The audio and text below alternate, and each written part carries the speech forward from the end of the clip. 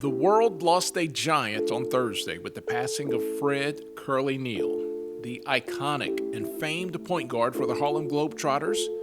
Despite being just 6'1", was a towering figure as one of the most entertaining players ever to touch a basketball.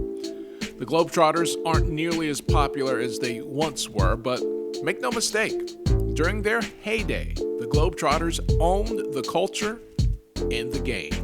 And alongside Meadowlark Lemon, there was Curly leading the way.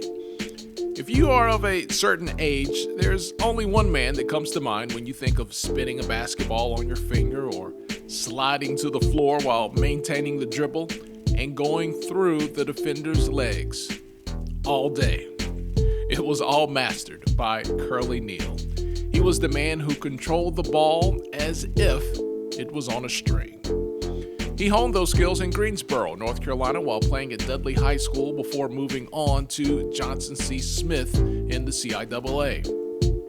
He averaged just over 23 points a game and was inducted into the CIAA Hall of Fame in 1986. After leaving college, Neal played an incredible 22 seasons with the Globetrotters, more than 6,000 games in nearly 100 countries.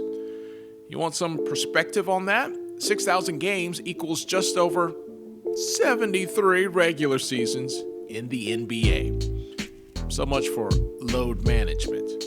The Globetrotters were everywhere, and that meant something.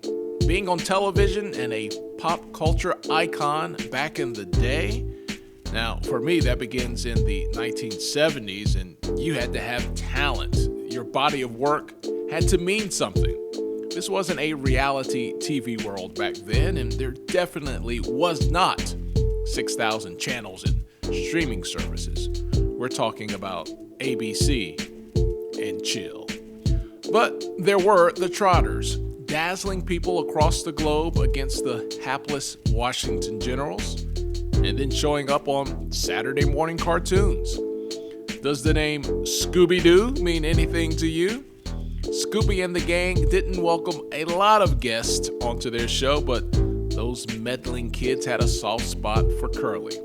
Neal and the other Globetrotters made 3 appearances on Scooby-Doo, and once it went into syndication, you might see them on any given day of the week. I know I surely did. They even had their own Hanna-Barbera cartoons, the Harlem Globetrotters, and later the Super Globetrotters. And later than that, the Harlem Globetrotters popcorn machine. They are canon when you speak of the international appeal of basketball. Light years ahead of the Dream Team in a hoops timeline, they entertained the world, and Curly Neal was front and center. Not bad for a young man from Johnson C. Smith. Rest in peace to an icon, a hero to many, and an absolute superstar back when that title was earned and not given.